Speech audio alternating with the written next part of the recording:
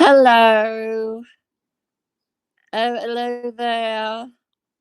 Is this on? Is anybody there? Oh, hello. Oh, how do I use this thing? Oh my god. Ugh. Oh my god.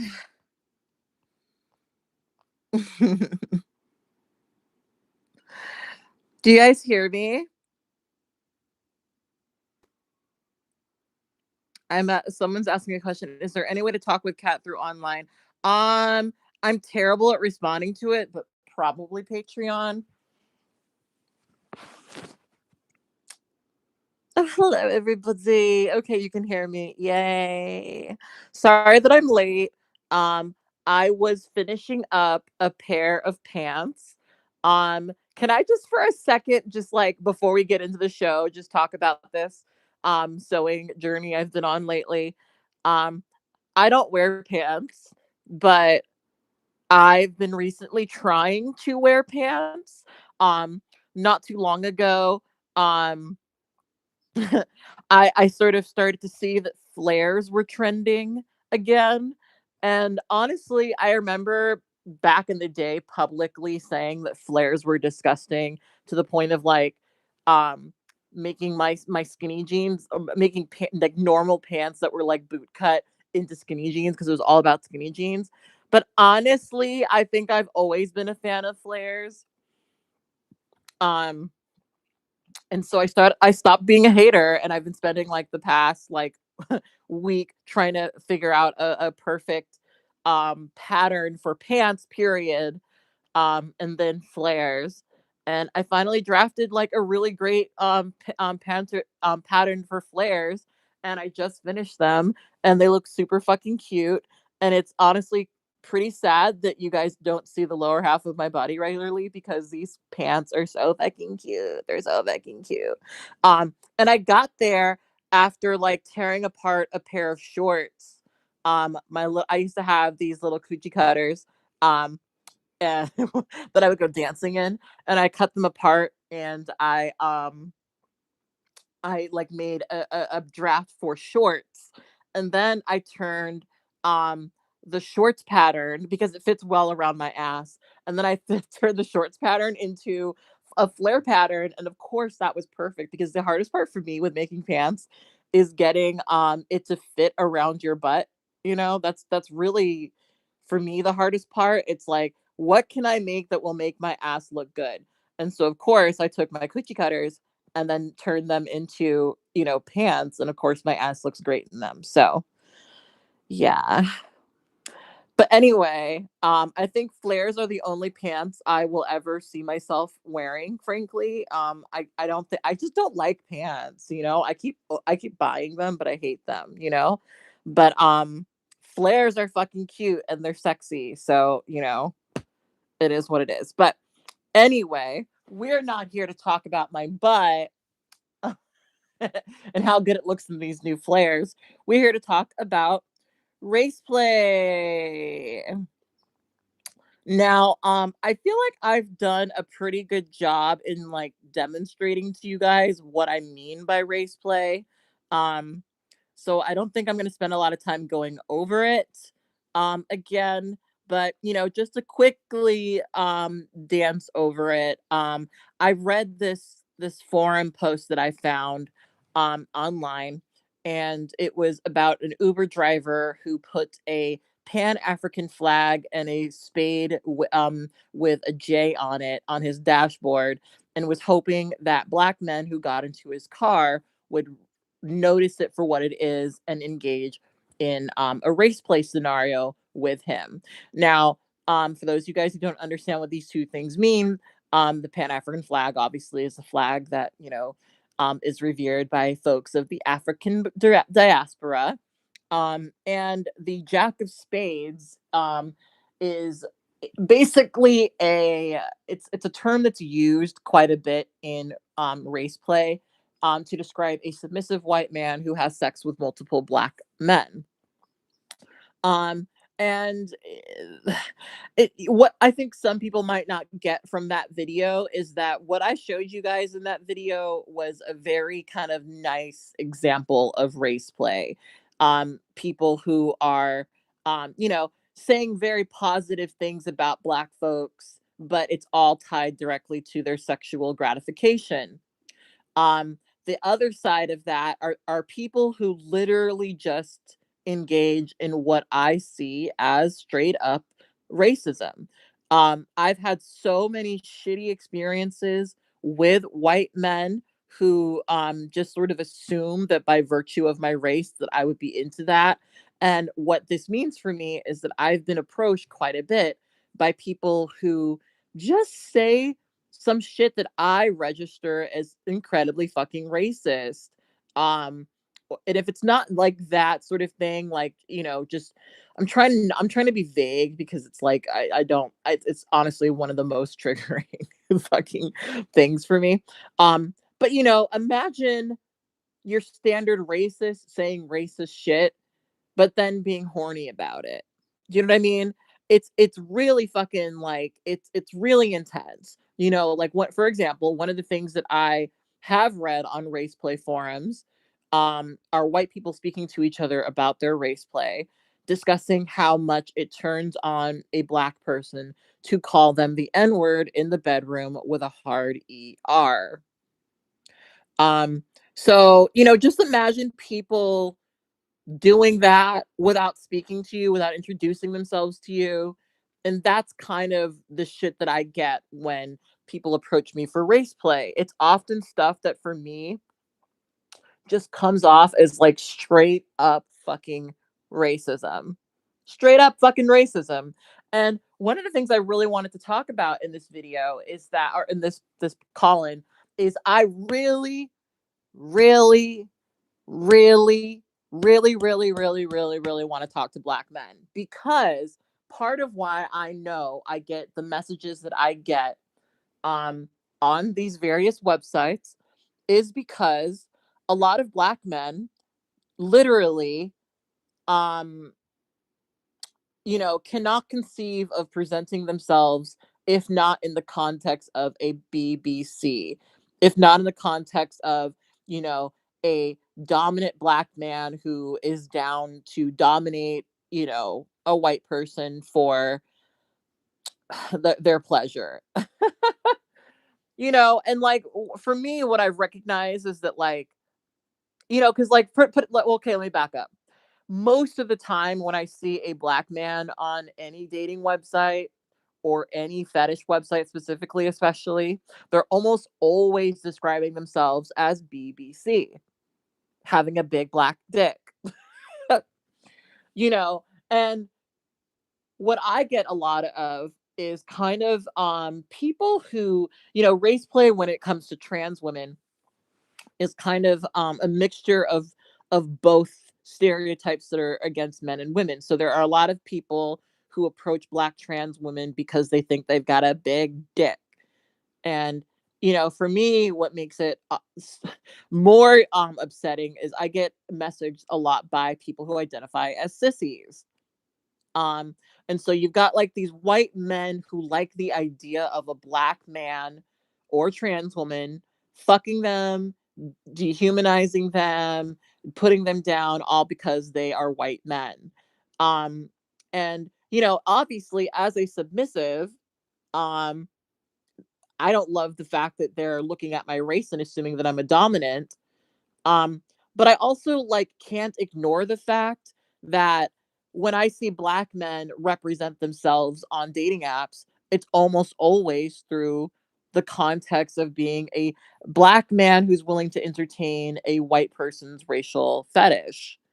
Um, and so I would love to sort of, in a very open way, speak to Black men about this, because for me, it's very confusing. Well, look, well, you know what? Let me not pretend. It's not confusing to me. I've got my theories, okay? I've got my fucking theories. I know that a lot of Black men feel incredibly devalued in their daily lives. They feel incredibly devalued in a lot of contexts. And so for them, being in a situation where a white couple is fetishizing them, it feels like a positive. And for a lot of black men, it's genuinely not that deep, you know? It's genuinely not that deep. They're looking at it as, I'm getting pussy. Sometimes specifically I'm getting white pussy, you know? Um, and so they don't really care if the person they're fucking is kind of racist or, whatever. Because a lot of men, their masculinity is indeed tied up in the idea of them having sexual conquests, you know? And so they get the fuck, and that's kind of the beginning and end of it all, And one of the things I've recognized in this conversation is that this is so fucking different for men and for women because a lot of black men don't mind being in race play. They really don't because it means they get laid. For me, the idea of being in a sexual, intimate position with a person who is actively engaging in racism is physically terrifying to me. Physically terrifying to me. Um, it genuinely scares me. I mentioned this in the podcast that I did about this, where there's been situations where I've been in relationships with white men, and after getting to know each other a bit, we retired to the bedroom, and suddenly the dick turns into a white dick, and they're talking about you like that white dick, you know, where suddenly they're trying to push this like racial thing into it that like genuinely I didn't agree to and would never agree to. I don't look at white men and say, "Oh, I want their pale dick." I literally never think that.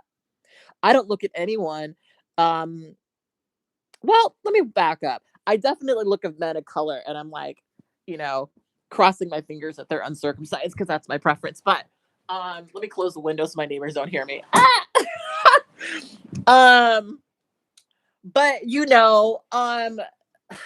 aside from that, I don't really look at like men of any racial background and think, oh shit, I need to make sure I get, you know, um, that white dick. So it's really weird for me to interact with people who are so obsessed with that. It's really weird. It's really, really, really weird to me, and it makes me so uncomfortable. And I know that in this conversation, we're tiptoeing into um kink shaming. Okay, I know, and I'm sure we'll have many conversations about that. But the reason I have such an issue, um, with a lot of this is because it's race play is so frequently pushed onto me. Race play. I've never had a person. Oh, maybe I've had one or two. I can't remember. But most of the times when race play is presented to me, somebody's already, asking me to be their slave or calling me a nigger. Before I get the opportunity to agree. You know, and the reason why I pointed out the Uber driver's post is because he's literally putting um his race play fetish onto his unsuspecting passengers, you know? And for me, that is such a great, perfect example of the way that race play often um it materializes because this is somebody who's literally doesn't care, you know, whether or not it makes somebody comfortable or not uncomfortable or not. It's literally someone who says, "Look, this turns me on. You could literally be any black person. I just want my fetish to be entertained." And that's that, you know? And that's why I have such a problem with it. Um, you know, because the reason why a lot of these racial first of all, most of the so for black women, sometimes there is I want you to be my little slave girl thing. But most of the time when I get fetishized by white men, it's they want me to dominate them. And sometimes they want me to dominate them for the reasons that those white men in those posts express. This weird, I want to apologize for racism shit. I want you to make me your white bitch, the phrase white bitch, just, make me your white bitch, just kill me. Just kill me. I would like to evacuate my body. Like, I just ugh. That's the thing. It's so frequently just hoisted onto me. It's so frequently hoisted onto me that, like, I hate it. I fucking hate it. I really fucking hate it. And and what I didn't discuss is, so frequently when I react to what I'm digesting as racism, would it be surprising to you if I told you that these people ended up getting really fucking racist?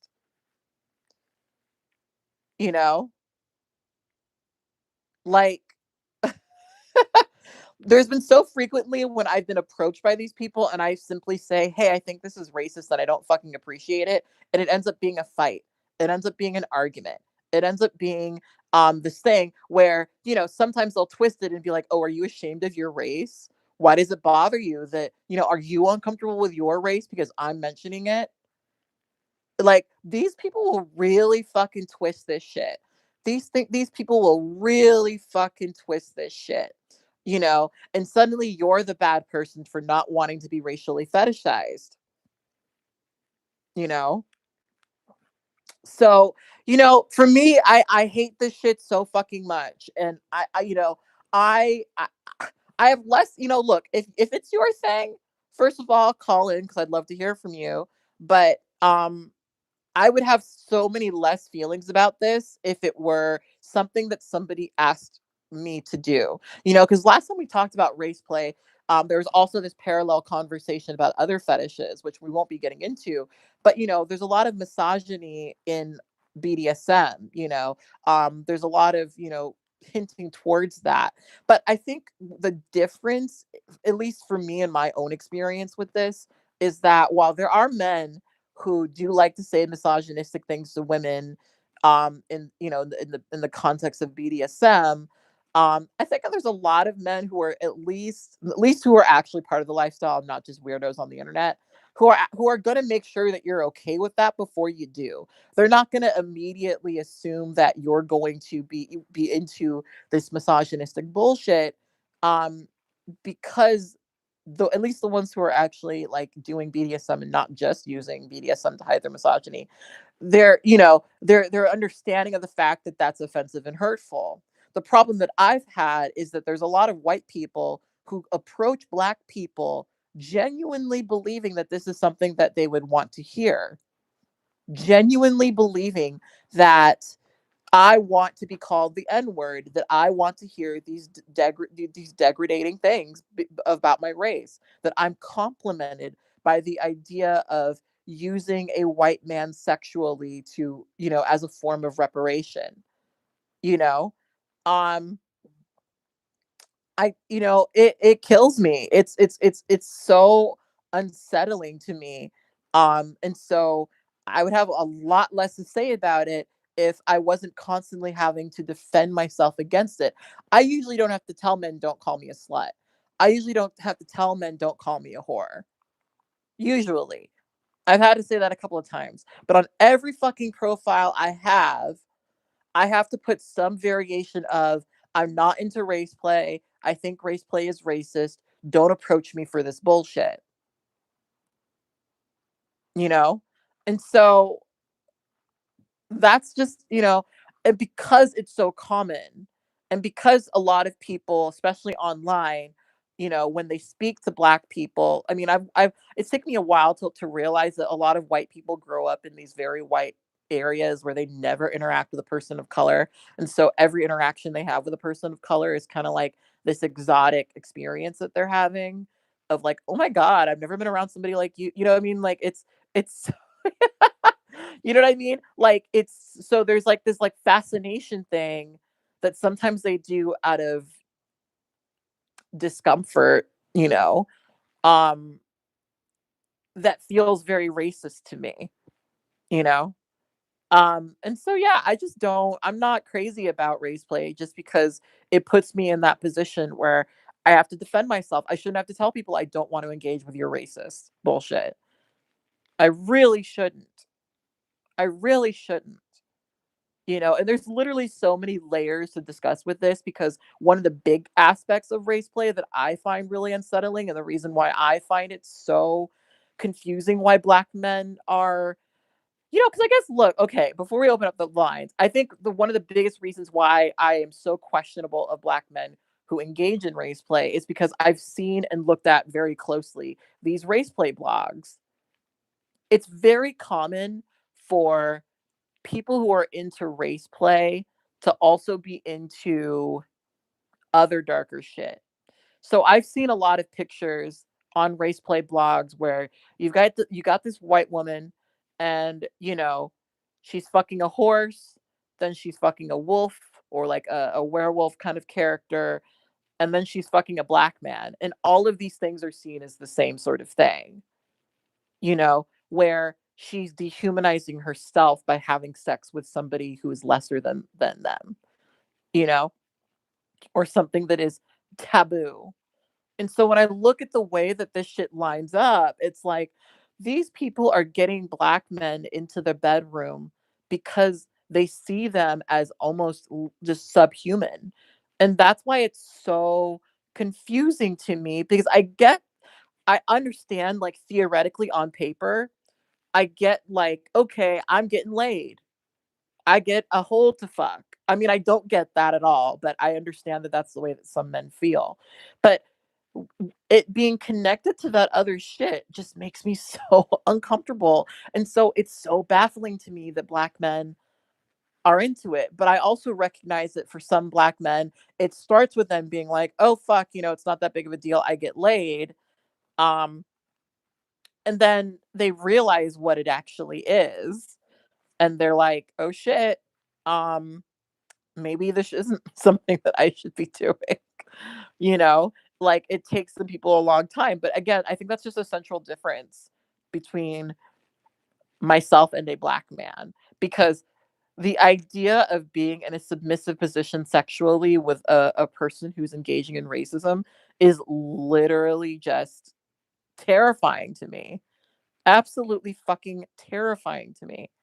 But I think it's less terrifying for Black men who are often socialized to uphold a specific view of, um, you know, masculinity, who are already in a position where the more women they have sex with, the better, the more they're seen as a man, you know? So, it's a lot to me, sis. It's a lot. And so that's what we're talking about. So I'm gonna open the lines up right now. Um, Now, I want to, okay, but don't call in quite yet.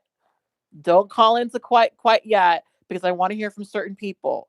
I want to hear from Black men who have done race play, who do race play, or have done it in the past, or been in situations where it's been presented to them. I want to hear your stories. I want to hear from all people of color about their own experiences with race play. I would love to hear from white folks who are into race play. Um, you know, let's just talk about it all along the board. And I'm specifically talking about race play. I don't want to talk about, you know, interracial relationships or just a general attraction to people who are physically different.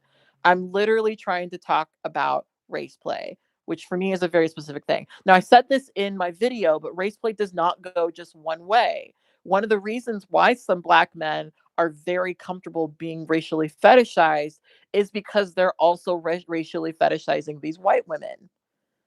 And I can say the same exact shit about Black women who are into this too. Not exactly the same, but I've met Black women who are comfortable with a white man fetishizing them racially because they're fetishizing them racially. So race play really goes multiple ways. There are multiple sides to it all. There's really not one way it goes. Um and I want to hear from people who have that experience. And I'm going to try, and I'm having this conversation with an open mind.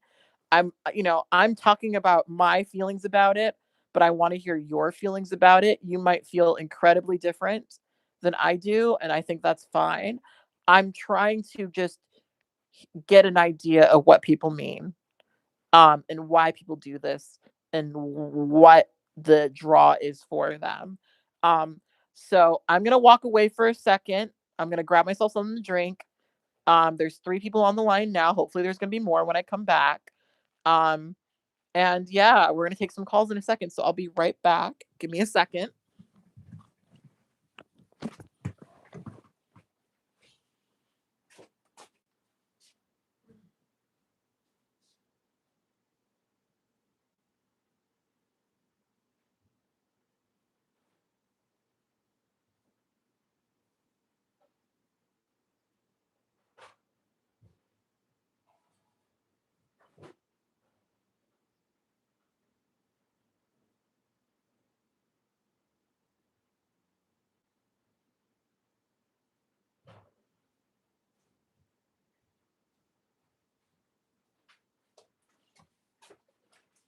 All right. So I've got Trader Joe drinks. I got limeade and grapefruit juice because I know, bitch, we're gonna be here for a bit.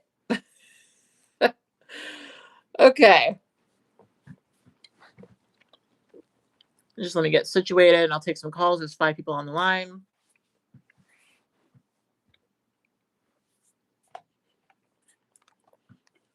You know who I also want to hear from? Sorry that my mouth is full.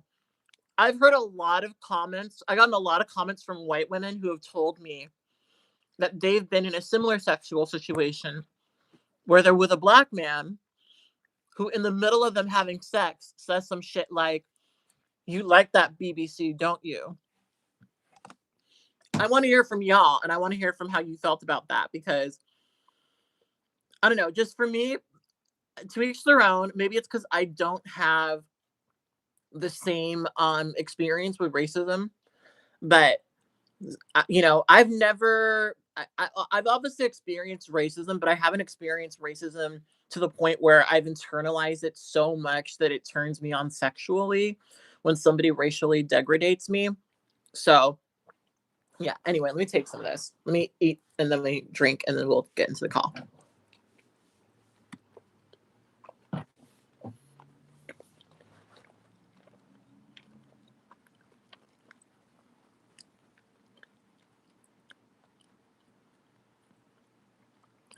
BBC isn't the same as Raceplay though. Listen. Okay. Before I take these calls, let's talk about this right quick.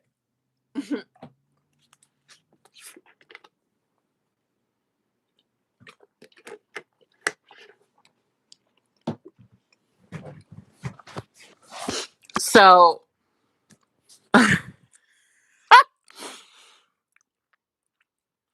there's a reason why it's incredibly hard for black men who are sex workers to, you know, it's impossible for them to exist in the industry without doing BBC stuff.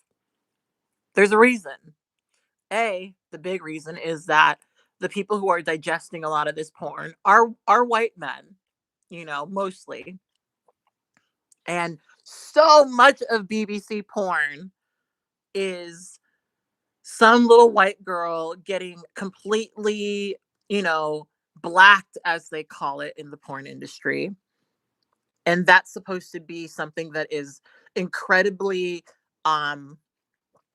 sexy to a white man because a lot of white men have this fetish of seeing their beautiful white partner do something sexual with a man who she wouldn't otherwise be with, you know?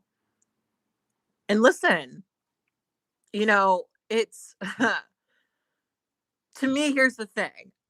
Big dick, I get it. Why does it got to be a big black dick? Let's unpack it. Let's unpack it. you know? Like, listen, why does the dick need to be black? It's like when I've been with men who have said, "You like that big white dick." Ew. Why does the dick need to be? Do I like the big dick? Sure. Love big dick. Okay. Personally, identify as a big dick, fan. I'm a stan. Okay. But why does it got to be a white dick? Why does it gotta be a white dick? Why is it so important that the dick is black? Why? And when you fucking unpack that, it's very hard for you to argue that it's not related to race play because you're inserting race into a situation where it like straight up doesn't fucking matter. Why does the dick need to be black? Why does it need to be white? Why? Seriously, why? Like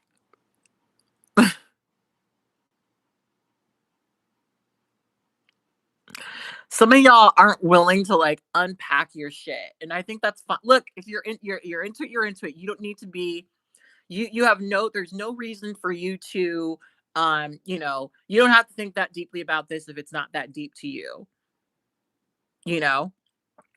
But like, baby, like first of all, here's part of why this is such an annoying thing for me is because I don't embody these stereotypes that are projected, you know?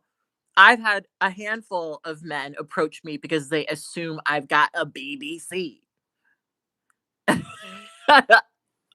And let me tell you, I do not. Not to overshare, but I do not. And I've seen men who have 4-inch penises be called BBC by virtue of their race.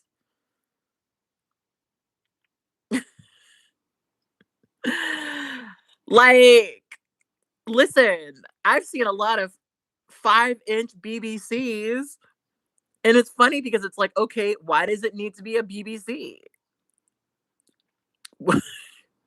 Why can't it be an average penis? Why does it have to be a big black cock? You know? And what I think some people aren't willing to be honest about is that they're specifically sitting around and fetishizing very particular image of specifically black men. The same image that's often gotten them killed. You know, the same image that when black men were lynched, they would mutilate their penises quite frequently, you know? And like, sweetheart, this shit's all connected, you know? There's and I mentioned this in the comments, but like I would probably argue that the men who are into the white men who are into race play cuckoldry and the white men who complain about white genocide all day long, I think that's just a circle. I think that's literally just a circle, you know? Eli, stop gaslighting. It's not that, yes, it is that deep. It's incredibly that deep. There's a whole fucking history of black men specifically. Look, let's get even fucking deeper for a bit. Let's get even deeper for a bit.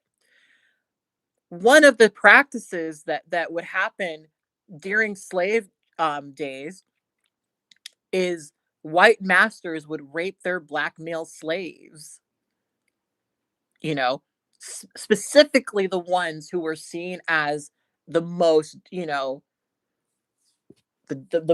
biggest I'm trying hard not to use racial terminology because it pisses me off, but the bucks, you know, the men who were, the strongest, the hardest working, et cetera, et cetera, et cetera. They would rape those men to show them, you know, where they stood. And what I think a lot of people don't want to unpack is that a lot of black men are used to being in a position where they are constantly being undermined by white men. And so I think for some black men, it feels empowering, even if it's not quite truthful, to be in a position where they are expressing sexual dominance over a white person, specifically over a white man's woman. I look at that dynamic and I see two white people in control who are allowing a black person to feel like they are in control, you know? And like, I don't think people get how deep and pervasive these stereotypes are. It just happens to also align with masculinity, you know? It just also happens to align with masculinity. These men are, in a position where they're getting sex, okay? And that's how we look at men in society. Men who get a lot of sex, you know, they're um, you know, they're seen as more masculine for doing it, right? Um, but when I look at a white couple looking for a black man to come in and have sex with them, I'm not looking at, a black man being liberated and like getting it over on the white man because he's fucking a white woman rather. I look at a black man being dominated in a position where, he is indeed being viewed as lesser. But a lot of times he's fine with that because it's a white woman, or it's not even just a white woman, just the sex. So it's not that deep for them, you know? So, you know, and look, again, it would be one thing if when people approached me with race play and I said, no, I'm not interested, or that's racist, if they said, oh, okay, that's fine. But no, you talk to these people and you get, immediately that they resent the fact that you've said no to them. Because most of the time when they approach you, they're assuming that you're just down for anything. That's the thing too, is a lot of these people, they look at black men specifically and they think of them as just open for everything and all things, you know? It's not just, they want this one specific thing. They're like, well, no, you're down for everything. And I think that's specifically very clear in like situations where you've got straight black men who enter into the situation and suddenly the white male partner is trying to, do things with him sexually that he didn't exactly agree to. Do you know how frequently that fucking happens? Some black guy comes over and agrees to having sex with just the wife, and then the white guy just, jumps in on him, does stuff to him without even talking to him. Like, it's a lot of people view black folks in general as hypersexual. They look at black folks in general and they say, these people are built for sex. That's why my consent, my boundaries, and it's not important. That's why they resent the fact that I say no to them. These people get offended when I'm not interested in engaging in their bullshit. And that's for a reason. That's for a reason. It's not because they look at black folks and they have a positive image of them. It's because they look down on black people. It's because they don't see black folks as, first of all, they don't see them as individuals, first and foremost. They don't see them as individuals at all. That's another thing with race play. You're interchangeable as fuck. You're interchangeable as fuck. You know, that's why when I can write all over all of my profiles, I'm not a dominant. I have no interest in dominating you. You know, I don't want to do this. This is not something I'm interested in. And I still get these messages. And then once I say, no, it's not okay, I respect that. It's, oh shit. Either they get racist or they try to gaslight or they try to push for me to do what they want to do. It's because I'm interchangeable to them. Black men, it could be literally any black man. That's why a man could be 4 inches and he's got a BBC, you know? So there's so much to unpack with this. And look, if you like big black dick and you don't want to think too deeply about it, girl, go suck a big black dick, okay? Go do it. Because you know what? There's plenty of men out there who are going to be super down and don't give a fuck. That's the unfortunate reality, is regardless of how many times we talk about this, there will always be a black man or two or five, who are into it. um, you know, but don't tell me it's not racist or that there's no racism in it or that I'm thinking too deeply about it, because that's definitely not the case. Anyway, let me take a silence and then we'll get into the next call. Let me drink this, refresh my voice, and then we'll get into the call.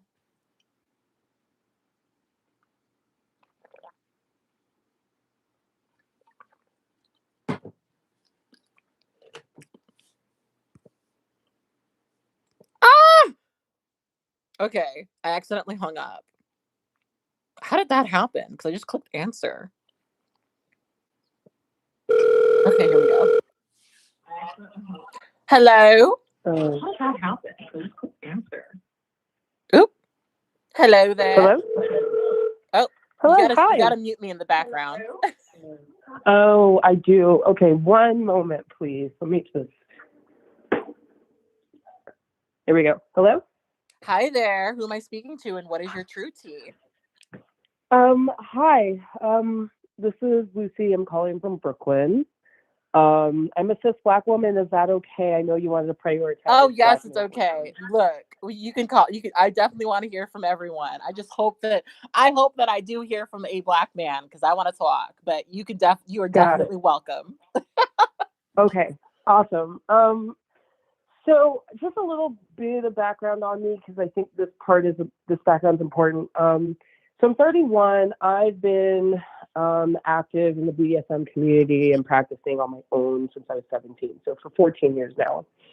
And something that I've had a really difficult time reconciling is how a lot of terminology in the BDSM lexicon can very easily cross over into race play without necessarily my consent or knowledge if someone who is manipulative enough wants to employ it that way. Does that make sense? I guess now I'm really curious what the terms are. So, I mean, it could be as simple as master versus slave. Okay, yes, that's the most obvious one. Absolutely. Right. And so, I tend to, in general, some of my hard boundaries are not using that terminology, even if the dynamic is very much master slave, right? I refuse to use that terminology. I refuse to use, to work with whips or floggers or anything when I'm bottoming, because it's I can't disaggregate the history of those tools and the terminologies. I can't disaggregate that from the sexual experience, and it becomes too difficult to remove myself from it. That said, about 4 years ago, right around 5 years ago now, when I first moved to the city, I met a guy at a bar who, he had a shaved head. And I didn't think anything of it because this is Brooklyn. It's Williamsburg. There are plenty of dudes with shaved heads, especially at punk and metal bars. I didn't think anything of it. And he had a Black woman with him. Didn't think anything of it. And there was this almost instant sexual tension, which in retrospect I realized was really just predation. But I thought, okay, this guy has had, he's with a Black woman, and I'm non-monogamous, so I wasn't really, I didn't think twice about it. He's been with Black women before, and he's obviously has Black friends and associates, so I felt safer being approached by him because it felt at least in terms of socialization, he had experience, because I have had a number of white partners before, and I just can't be with someone who's never been with a Black woman. I don't want to be your first. I don't want to tell you about my hair. I don't want to tell you why I use shea butter every day. I don't want to do that. And when we first started negotiating, we knew that there was chemistry otherwise, but then once we started negotiating, because I typically bottom, a lot of the terminology, he was she's I want a master slave dynamic, but I know it takes time to get into that. And I'm yeah, totally. I don't want to use any of that terminology, but yeah, we can, kind of get into it and talk about it.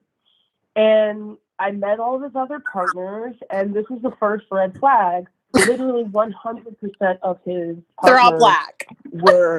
They were all Black women. And they were all at least 10 years younger than him. Oh, wow. And I was the first person that was within a 5-year range. And I'm whoa, shit. okay, maybe this is a cool. Wait, oh, Mm. and like I meet them, and they're like the maturity level is not the same as mine. Their awareness of BDSM and like dynamics are not quite the same as mine. And I was open to that because of their age, but like for all of them to have the same disposition, and like I was just like, okay, what's up with that? Mm-hmm. And we were having like continuous negotiations, and like something that always came up was like, why won't you call me the M word? I was like, I don't understand. What do you mean the M word? He's like, I mean, we're already in this. We're part of it. I was like, you know why I won't call you the M word? We've talked about this. And like, why are you saying M word as if it's just saying master? Just like, well, unless you're going to call me master, I don't want to use that word around you. And I'm like, okay. And then one night, this is like after a threesome, actually. And wait, with him? With him and another one of his partners. Oh, sis. Okay, go on. Which was like closer to my, hey, look, it is what it is, I get it. You trip and fall, and sometimes it happens. I get it. Well, that's the thing is like the threesome was fairly early on, and his insistence on the M word was fairly early on. So like my brain had not at that point made the connection, and I was really enthusiastic, and I thought I wanted to be with this person, and I was willing to like give, especially since like in the kink world, there's a lot of gray area. So I was like, maybe he's just, he's older, maybe he's just used to a certain, but still red flag. Yeah. It's after a threesome, and like he goes like, so I don't understand, like, can I not use the N word either? And I was like, okay, did you mean M word? And he's like, no, I mean, and he uses the N word. Ah! Right? No. He uses full N word. And I was like, okay, wait. I don't understand what's happening. He's like, just like in a social setting, like if we're just like chill about it, and like, we're all friends, we're all family, because I know it's been reclaimed as like a familial term. And I was like, it's reclaimed as a familial term among Black and it's just people. like as the conversation was happening, I just felt like I was like, wait, I feel like I'm being manipulated. Like everything in my bones is like, I'm being manipulated right now. This is really uncomfortable for me. And the girl comes out and she's just like, I mean, he calls me the N-word all the time. I mean, it's not really that big a deal. Girl, okay, that's good for you though. All right, but good for you, but also no, like what? And like, related, but I won't go too deep into details because like I don't want to trigger anyone or even myself, but like there were other red flags. Like when we would do like certain types of play, he would just surprise me with different things, like after I was tied up. Oh, like, fuck, no, that's me, bad. Right. Just like surprise me, like, and I'm just like, and I would use the same words like, I don't like, but if you're mine, I was like, no, I'm not yours. This is a scene. I'm not yours. It's like, well, all the other women are mine. And I was like, what's going on? Are you okay? Like, this is so strange. And then I talked to another one of his partners, and he's like, well, did he tell you about the house yet? I was like, what do you mean the house? Because he has a big apartment in Williamsburg, and I knew he had like some kind of money because he owned a business, but it's like, what do you mean house? It's like, well, yeah, he's traveling to look at houses with like property. And it's like, oh, okay.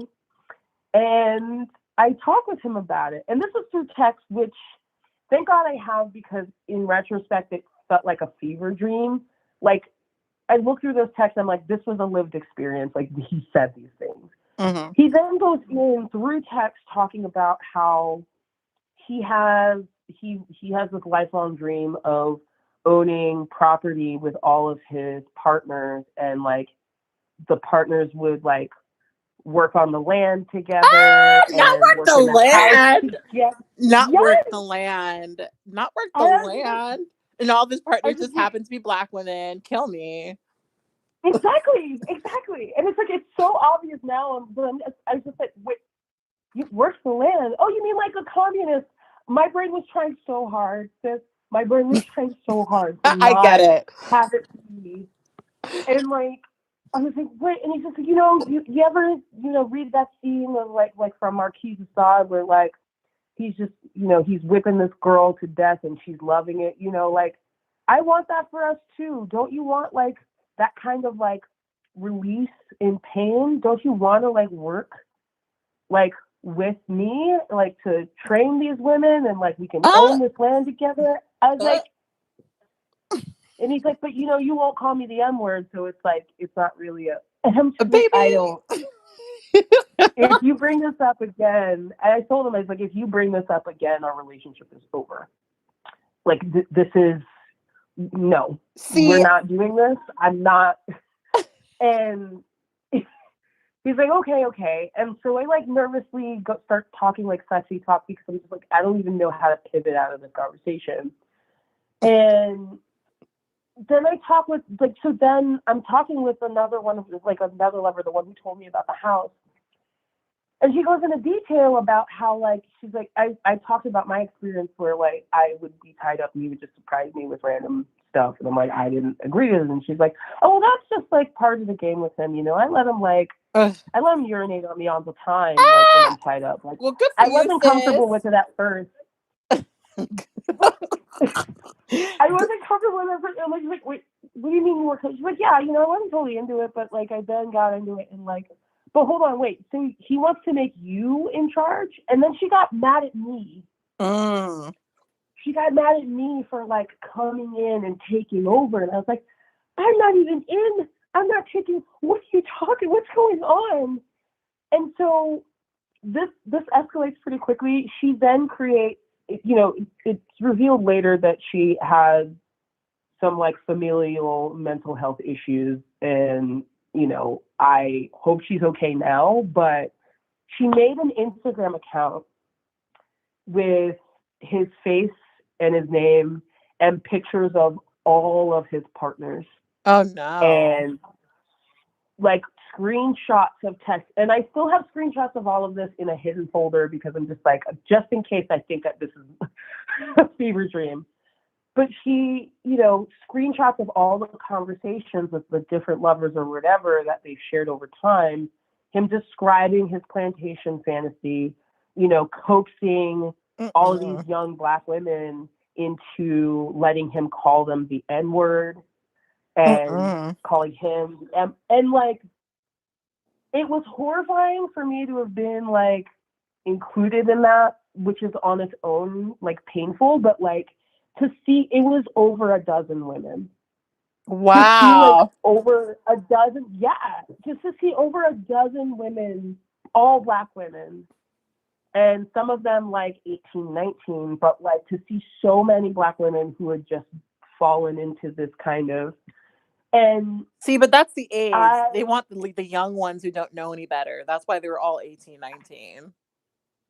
Absolutely. And, they also wanted someone, because knowing their background and having to talk to at least a few of them, like they wanted someone who, so case in point with this woman, right? So she has familial issues. She had issues with mental health, and was relying on others for stability.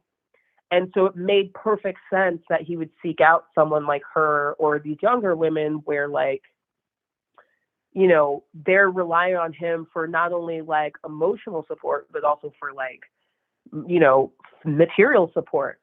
And he used BDSM as this like veil to like secure what he was doing, and like, oh, well, you're kink shaming because, I won't go too deep in all the arguments that we had before. Mind you, this lasted like maybe 2.5, like, hold on, this lasted for 6 weeks. Okay, that's a lot in 6 weeks. Yeah, no, it was a wild 6 weeks. It escalated so quickly, but he couched everything that he was doing in like BDSM, like in BDSM terms, and making it seem like, you're kink shaming, you're not really open-minded, you're not, you're setting boundaries that are really, he would say things like, you're setting boundaries that are like exemplifying your privilege as a woman, right? Like men He's have so needs woke. too. Yeah. And I thankfully, like, when, like, once I got when she sent me those screenshots and was just like, things were really going off the rails, I texted him and was like, hey, I'm going to an event and I have some of my like outfits and shoes at your place. Can I come get them? And he's like, yeah, sure. And so I get there. He's sitting outside. He's like, you want to talk? It's like, yeah, let me grab my things because I'm kind of in a rush. I ran into the apartment, set a timer for myself for like 45 seconds and grabbed everything of mine I possibly could. And like, if I had left something of value, like it is gone, it is lost. But I was like, nope. I'm getting out of here. I sit back down and he says, okay, well, I had a feeling this was coming. And I was just like, yeah, you know what's coming. I don't want to hear from you. I don't want to speak to you again. And if you see me at this bar, like, pretend you don't know me. If you approach me, believe me, I'm going to rain hellfire on you.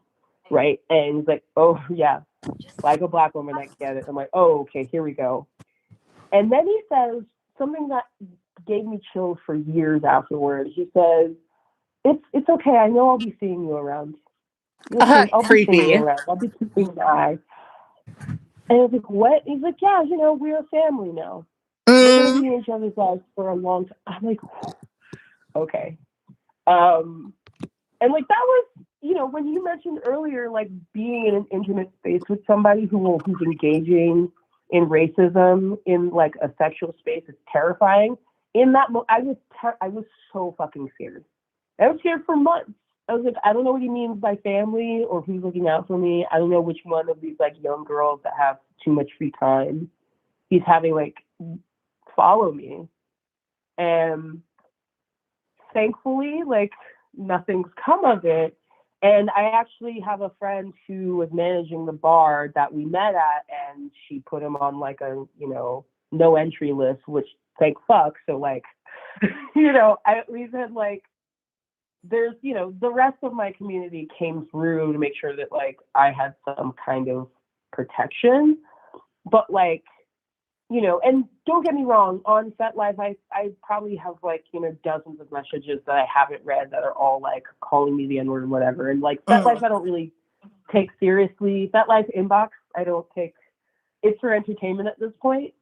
But like, to have somebody just completely employ like the BDSM, the safety of BDSM, and like in terms of like how you're allowed to explore a lot of these like niche or taboo, like to have somebody use it and weaponize it in that way for not only race play, but to literally fucking recreate a plantation like fantasy is just, it chilled me to my bone, because it's like, and it made me reassess. Like I had to step away from BDSM for like a solid like 4 months to reassess like what my boundaries were and why I was willing to let this person get away with all of that, even just in negotiations. And so, yeah, I mean, that's what I've got. I mean, I don't engage in race play. I actually even lost a friend who, to my knowledge, to this day, still engages in race play. And I'm like, sis, I love you, but like, I can't be near you and still like, even be like on social media in the same circles when you're posting stuff like Master whip me good today. Like I can't, I love you and I don't know what the reasons are that you're engaging this, but like, just for me personally, between that experience, losing the friend, and then just, just general knowledge of history, it's like, I don't understand what is in the soul of a Black person. Like, what harm has come to them, what hurt they're experiencing to allow someone to subjugate them in that way. Yeah. And, I feel the same way.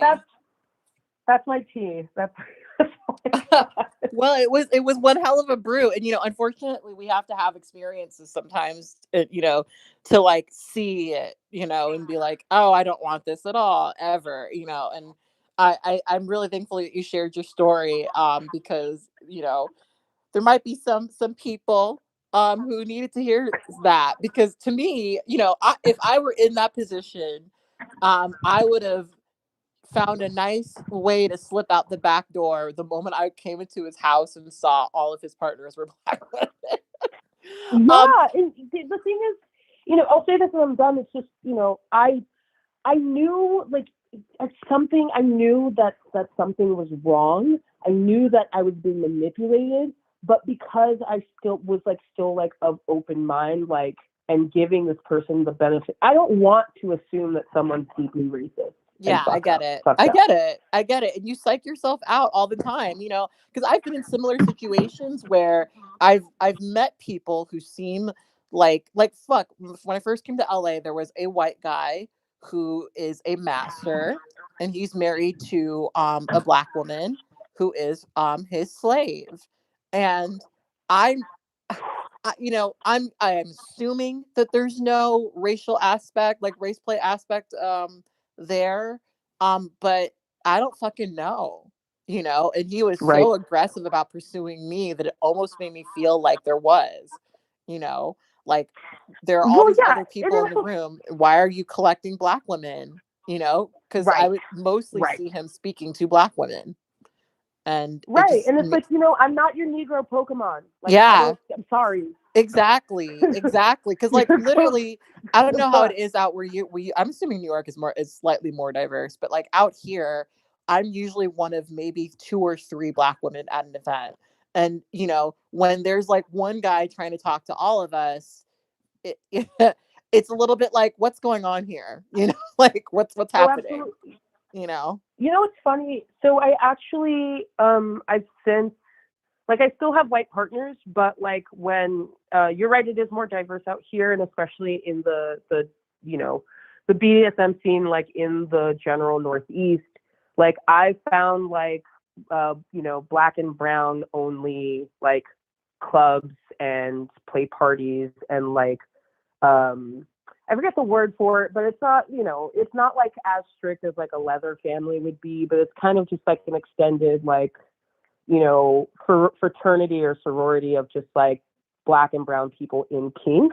Hmm. And so like I found that those spaces like truly saved me from being like, you know, from like removing myself from the community altogether, because in those spaces, like, there's at least a baseline understanding of like our lived experiences. And so even if we are dehumanizing ourselves in play, it's not going to be in like the way where it's like, In that way, yeah. you're, yeah, it's like you at least, we understand that we're people and we have enough respect for each other as people. And so, being in those spaces, I've been able to explore a lot more, especially bottoming. Like, I've been able to explore a lot more that, 10 years ago I would have thought was crazy. But I've been able to do it because it's like I'm around black and brown people who get it. Yeah. And then when I go into the majority white spaces, people are like, "You're so standoffish." And it's like, yeah, because there's three black women in the room, and I've seen you do the beeline to all of us. So, Yeah. like, but yeah, thank you so much for the time and the space to like, because there's something cathartic about letting that out as well. So I appreciate it Yeah. very much. Thank you so much for calling in and sharing your story. I really appreciate it. Not a problem. All right, I'm gonna keep listening, but you have a great day. All right. Bye-bye. Bye. That was such a cute little call. That was a good one. It's so funny. I was at an event this Saturday, and there was a it was this very upscale event. My friend and I, we went. My friend, black woman, we went and we got there, and it was like all white people, but like not just white people, but like upscale, snooty, like Hollywood white people. Um, and it was so funny. There was a moment where like all the black women kind of like circled with each other, and and we were having a whole conversation about all of the ish happening, and it was kind of nice to have that, like, one of them was like, it's interesting how we always find each other, because these spaces, listen, it can truly be, um it's like we want to engage in this stuff, but by virtue of us being Black, in these spaces that are predominantly not, um, the chance of us being racially fetishized is quite high. I've already had several conversations with you guys about the various ignorant shit that's said to me, um, you know, just because I'm there in the space and Black.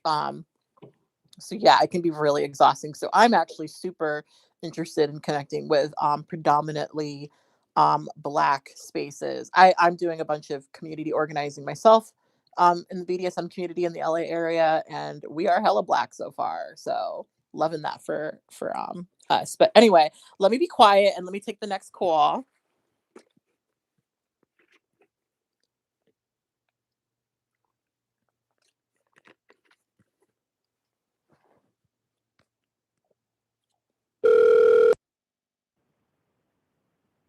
Hello.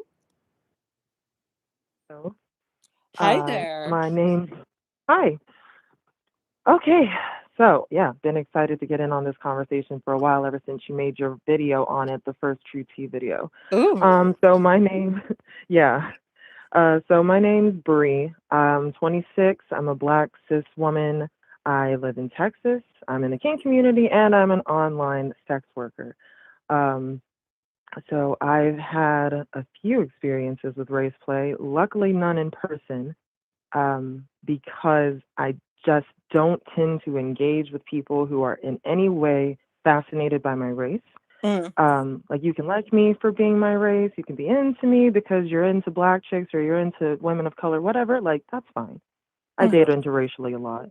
But if you're just like, wow, I've never been with a Black woman, click. No, we're done. Exactly, same. So um the other thing is that I'm a top heavy switch. And so even whenever I am in BDSM spaces, most people don't approach me looking for me to be a sub anyway. Mm. So, but anyway, so I've got probably two stories. They're both from online. Um, I live stream for my job, and I have two regulars. One of them is a white man who likes race play, and the other one is a Black man who likes race play Ooh, from me. interesting. Yeah, right. So I guess I'll talk about the white guy first. He's a regular. They're both regulars. Um, and the first time that we ever did the scene, I didn't realize that he even wanted race play. They Mm. have a chance before we go into a private show. Of course, like there's a chat and I can answer them and stuff. Um, they have a chance to like tell me whatever their kinks are, whatever they're into, what they want to do, ask me about it. And he didn't say nothing about it. He was just like, "Ooh, are you ready to play? You want to have some fun?" And I was just like, "Sure, yeah, like great." Um, oh, also, I don't know if I should be super explicit here, so I'm gonna try not to. Oh, be I don't have a explicit. very good filter. Listen, this is a podcast, or is going to be a podcast, so you can talk about whatever you need to talk about, and say it how you want Okay. to say it. Um, okay, okay. I'll put a little bit because it gets raunchy. All right, so Okay. we go into the show. We go into the show, and probably 2 minutes in to me doing like a deep throat blowjob on a white dildo, right? Um, he starts going into me wanting me to degrade myself for being Black, Oof. right? So, wanting me to talk about how stupid I am and how lesser I am and how white people are above me and things like that. Uh, is what not the most memorable part, so I can't even remember at all. I said, one of my partners, I'm polyamorous by the way, was in the room and like his foot was able to be seen just off screen. He's a white guy. Mm. And so he wanted him to join in on the scene. And he Mm-mm. wasn't prepared to do that, but I was like, I mean, we're in this. He's paying the most expensive tier for this show, so screw it. If he'll fucking stay around and keep paying me, whatever, I guess. It's like $5.99 a minute. Let's go. Mm-hmm. So he comes over. He's never done race play. He has dated women of color several, many, many, many times. He has a daughter who's Black, essentially mixed. So like that stuff really makes him uncomfortable. Also, he and I are in a dynamic where I tend to top him, and he's very submissive by nature in like a sexual sense. So just by virtue of him being white, he had to come over and dominate me, which he's never even done before. And I had to submit to him in that way. So he's over here like choking me and slapping me. And finally the guy is like, will you call her a nigger? Oh And we were just like, no.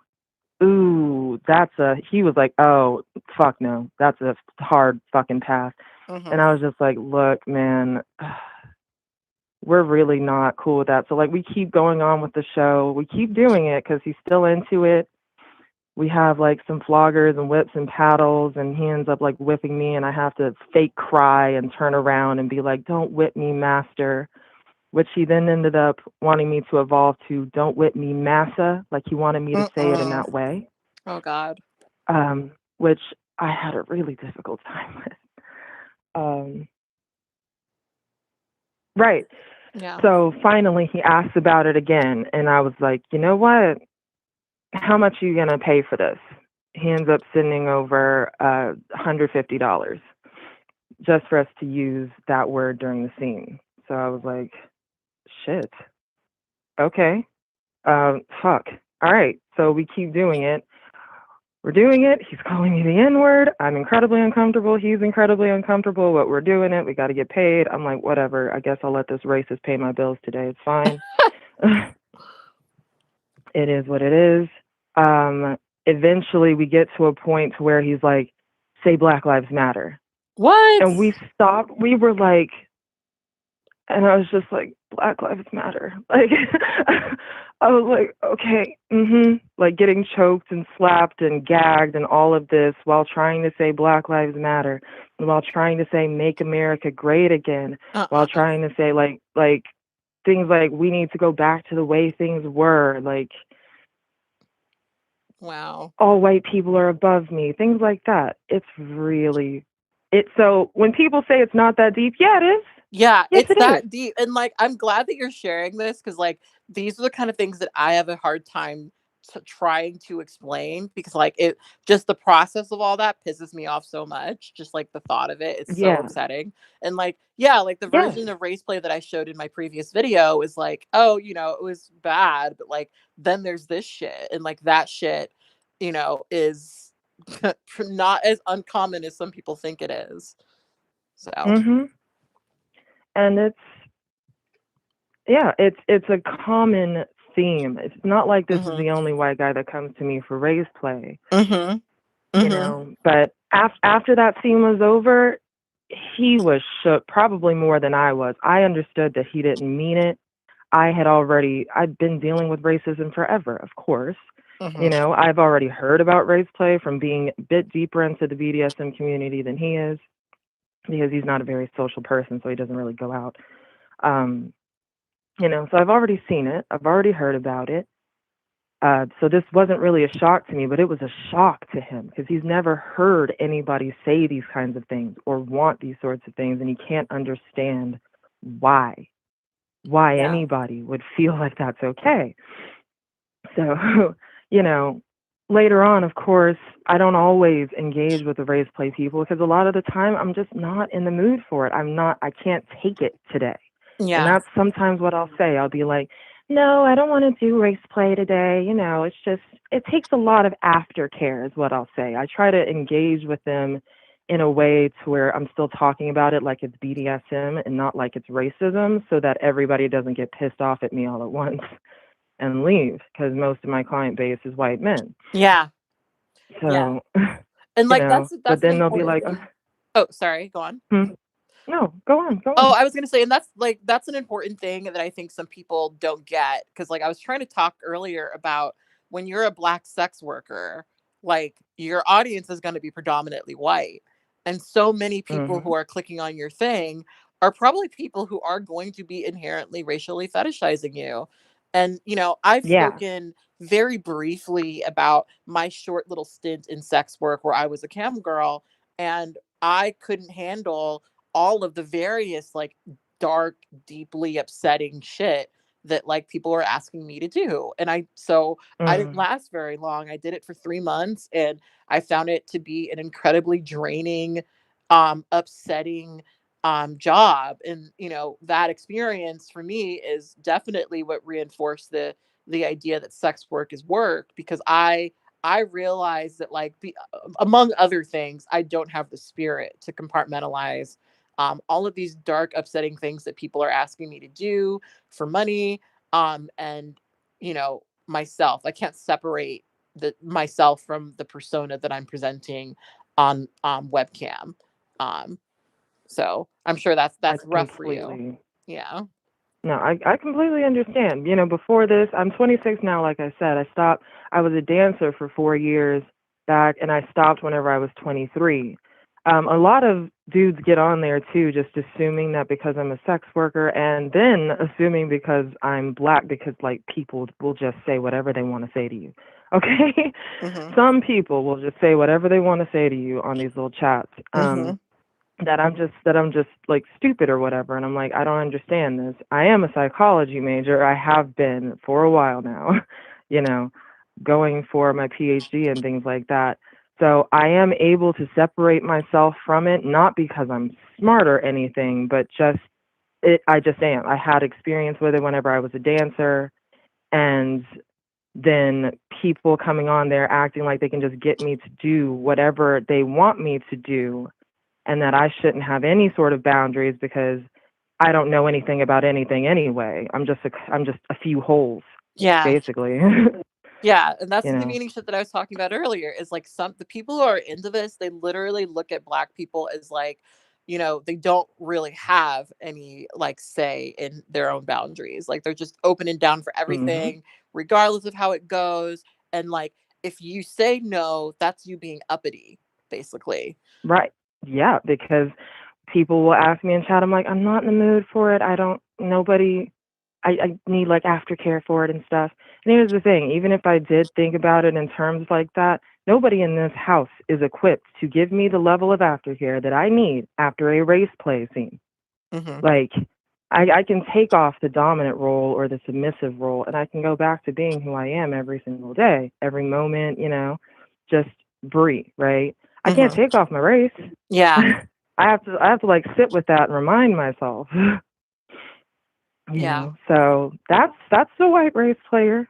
We'll talk about the black race player now. Yes, let's talk about that one, because So, I'm fascinated by what that must be like, and what you're yeah. exactly saying and doing, to him. Because I'm fascinated at the idea of a black man pursuing a black woman for race play. So tell us about that. hmm Oh, it'll all be clear here in a moment. I didn't understand at first too. He's also a regular. The first time that we played around, I was like, "Whoa, okay." And my partner, he was in the room like acting like he wasn't paying attention, and he's just looking over at me all wide-eyed. But anyway, so we go into the thing, and he's into cuckoldry. He is, of course, into the race play thing, and degradation and humiliation. So all of our scenes are kind of based around that. And the essential premise of it is that basically he's a field slave, I'm a house slave. He Mm. has secretly been in love with me for several years, um, you know, but I'm Master's favorite house slave.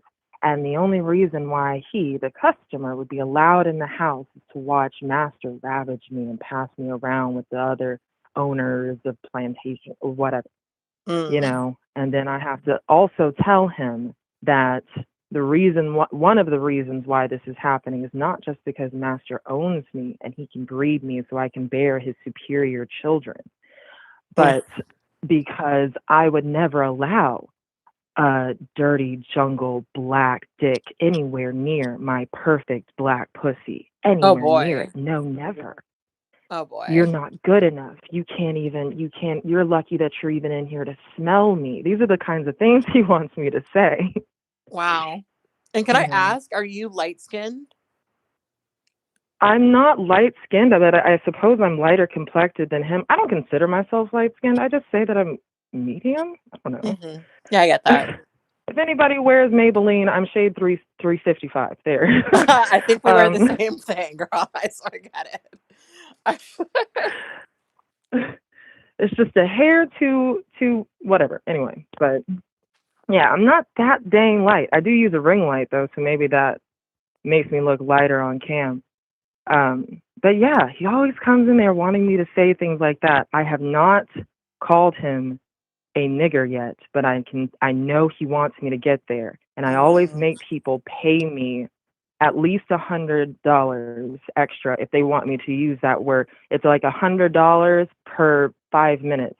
And once Mhm. 5 minutes passes, you send me another $100, I'm never gonna say it for the rest of the show. Mhm. You know? So it's not like I'm just out here doing it willy nilly. I hate race play. I don't like it. But Yeah. you know, he But doesn't you want said to if I'm tip. gonna He's do also it, in. Mhm. I might as well Mhm. get, that's an Yeah. upcharge. Yeah. I'm like, the way I make myself feel better about it is, I mean, the racists are paying my bills. It's kind of the thing that they act like they're doing all the time anyway. Anytime that they have to pay taxes, they act like it's going all towards Black people on welfare, right? Mhm. Okay, well now you're actually paying my bills, so There you go. Directly. right. So like So I'm curious like how you feel as a sex worker. Well, so okay, so there are some people who say that people of color doing race play are doing it as a form of therapy, and they're trying to, work out some stuff that they've got within them. And I'm kind of curious how you feel about that as somebody who does this because, you know, I have a very so like my thing with race play, right? I have a very hard time imagining that the white man who wanted you to say all that shit, isn't walking around in his daily life actually holding on to racist views. It's mhm. hard for me to even imagine that someone who would want that from you is also just a completely normal, supportive, anti-racist white man at the end of the day. It's hard for me to separate the two. And it's also hard for me to imagine that the Black man who does this, play isn't also walking around with some other messed up stuff about his own feelings about Black folks, you know. Um, it's Right. hard for me to Right. imagine that he, you know, regards other Black people in a super positive way. Unless they Mhm. subscribe to a certain degree of, assimilation or of some sort. So I'm curious how you feel about that. I personally can't see how it would be therapeutic. I do let I'm trying to compare it to other areas of BDSM because people say that as well. You know, like I hear you talk a lot about how you are submissive, but of course I hear the way you speak. Everybody does, and I Mhm. can imagine the way that you carry yourself in the world. And it's Mhm. kind of it does you do seem to have a very strong personality. I'm not going Yeah. to call it domineering. That's not the word. You're a strong person. That's what it seems like to me. Yeah. Um, but you really enjoy the submissive role. So like, what does that say? Like, is it just you wanting to do something that's opposite than what you typically are? That's what I think that a lot of power dynamic things are, is like a lot Mhm. of men who are really dominant in real life, like my partner is really submissive in BDSM context. He's always wanting to get tied up. He wants to get beat. He wants like all that stuff. And then I had another partner who was a dominant, my first dominant partner ever, mind you. Everybody who I'm ever with or ever play with always wants to submit to me, always. And I Mm. don't know if that's because I'm 6'1" or Black or a combination of both. I don't Probably.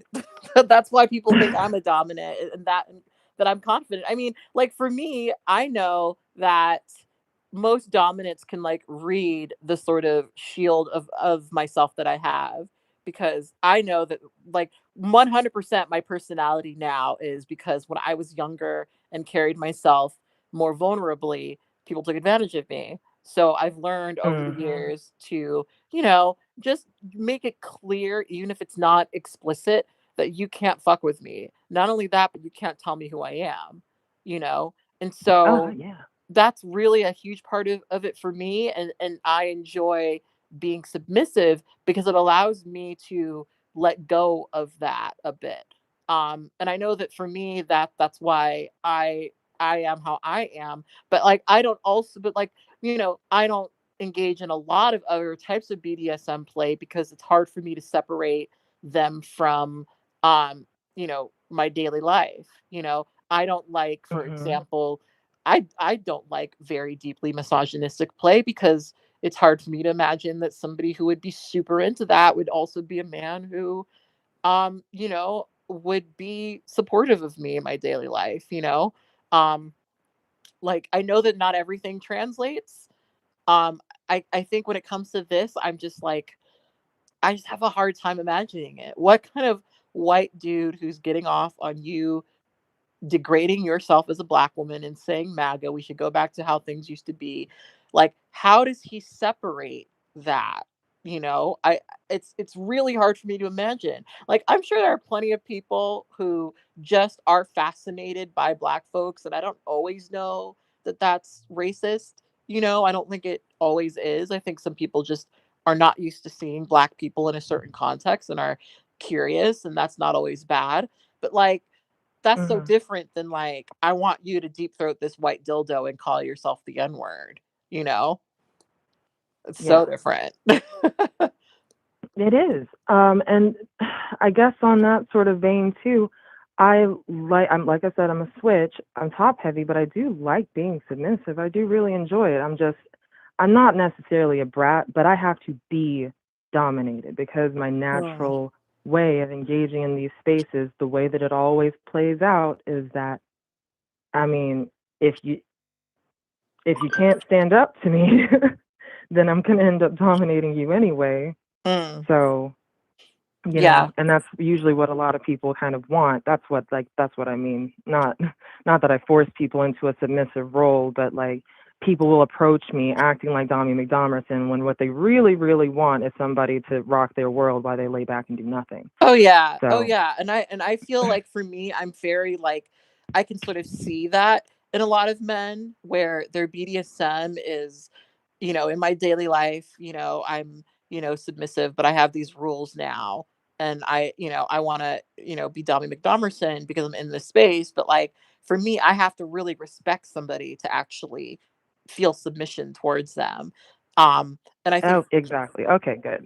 yeah, like I don't just I'm Yeah, I'm super not the kind of person who's like, you know what, you say you're a dominant and I say that I'm a submissive. Let's do the thing. No, I'm like, I need to know that you're right. smart, that I can trust you, and that I can give myself and my intimacy to you before I allow you to have it. Because the idea of me submitting to somebody who wants to take advantage of me is fucking terrifying to me. Hmm. It's so scary to me, which is another reason why I ranted about this forever earlier in the show. But I have such a hard time understanding black men who are into this stuff because the idea of me being in an intimate situation with a white man and him, degrading me in that way because of my race is physically terrifying to me. Um, like Yeah. there's honestly probably nothing that scares me more than giving my intimacy to a racist. Like 100%. Oh, yeah. I understand. And I mean, if I may backtrack to Mhm. like your last question about how is it therapeutic or not, I don't think so. And like also, I'm not into humiliation or degradation anyway Yeah. because I am actually pretty insecure.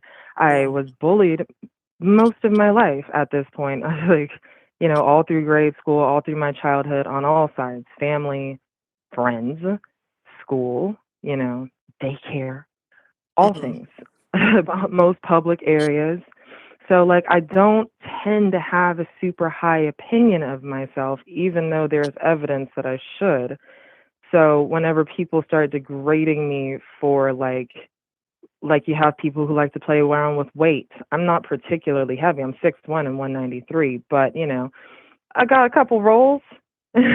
People who want to play around with weight. I don't like that because I can't separate myself from my insecurity about my body image.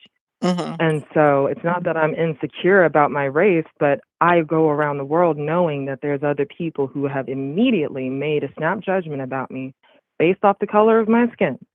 Mhm. that I can't undo in their mind. First of all, because I don't know that it happened. I don't know who it is. And second of all, because there's nothing that I could say to them anyway, unless they got really close to me and decided that I'm one of the good ones. Mm. So I can't take that off, and I don't find that to be therapeutic at all. Impact play, sure, there's a level of catharsis there. That's nice, Mhm. that's cool, but it's not at all the same. So I think people who conflate the two, I don't know. There's nuance. There's definitely nuance when it comes to humiliation and degradation and things. But race play is just such a hard line. Yeah. But right, what was the last thing you said? Oh God. I'm trying to remember. Do you remember? I don't even remember. Oh, black men who are into this. Oh I yeah. think that a lot of time, yeah.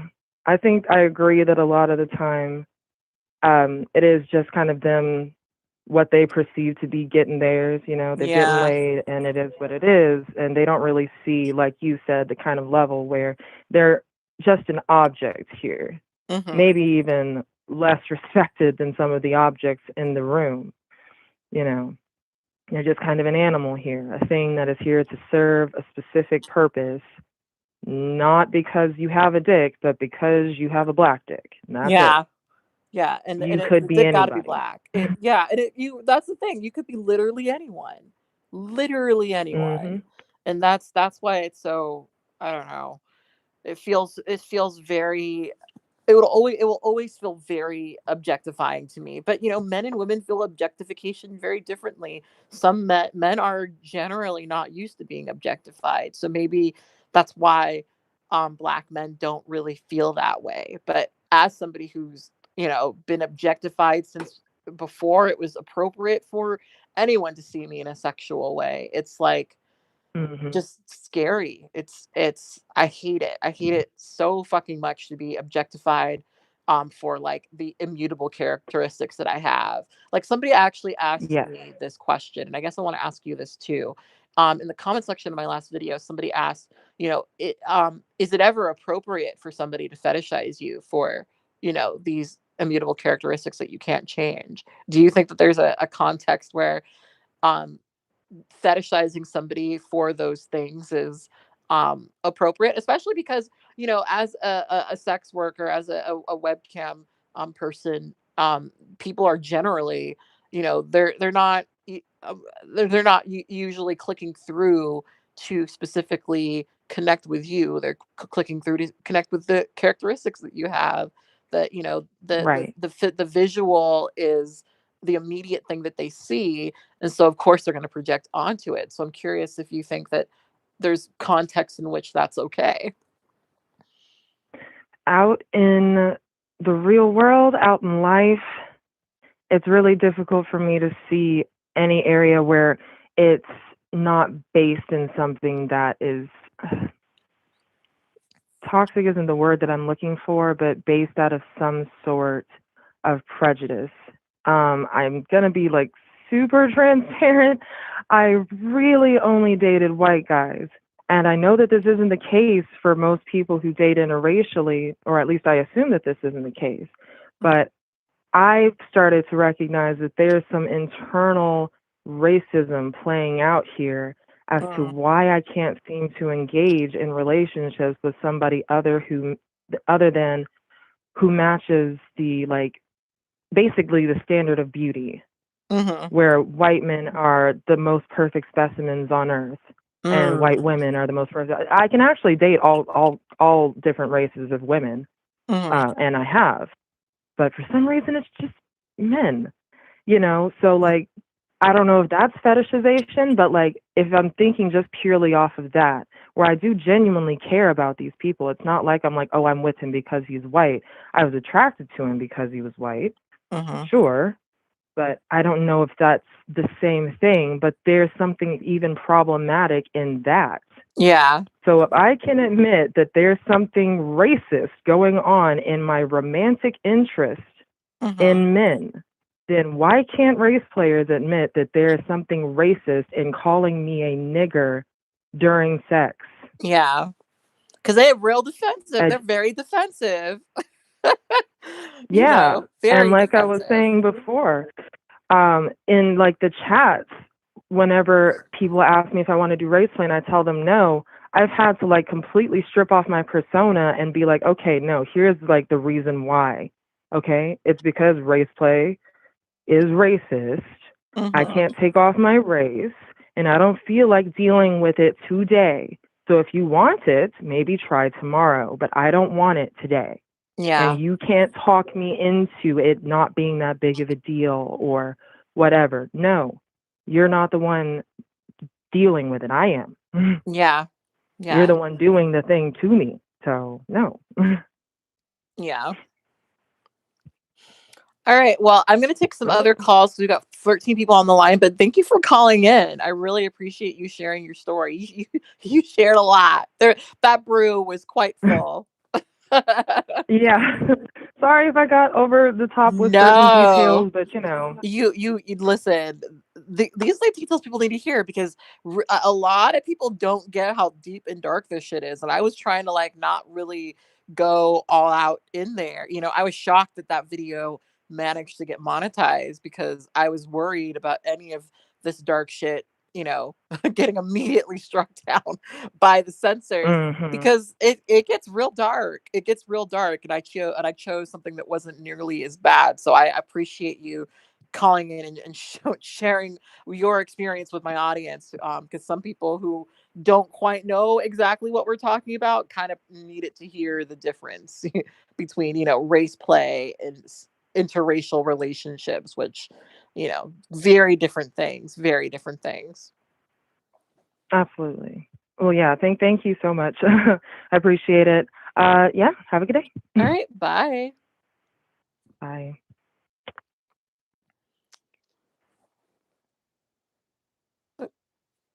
What a good caller. That was such a good caller. Now, I'm still hoping to hear from a Black man. All right? I don't want look, I'm not going to try to attack you. I just want answers. That's all. That's all. That's all. I'm not here to you know, attack who you are. I just want to know. I just want to talk about it. I just want to talk. That's all. That's all. YouTube doesn't care about racism. Oh, they absolutely do. I've had several of my videos demonetized because I said the N word in an educational context, like literally just reading off people say the N word. They absolutely do demonetize people on the basis of that. So they do. They do. All right. Um Y'all are being messy. I just want to talk. I just want to talk. That's all. It's just a conversation. That's it. That's it. All right. I'm going to be quiet and then take the next call.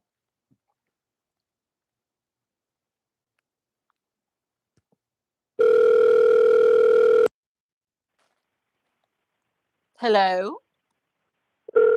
Oh, Hi, gotcha. Kat. Oh, hi there. Who am I speaking to and what Hello. is your true tea?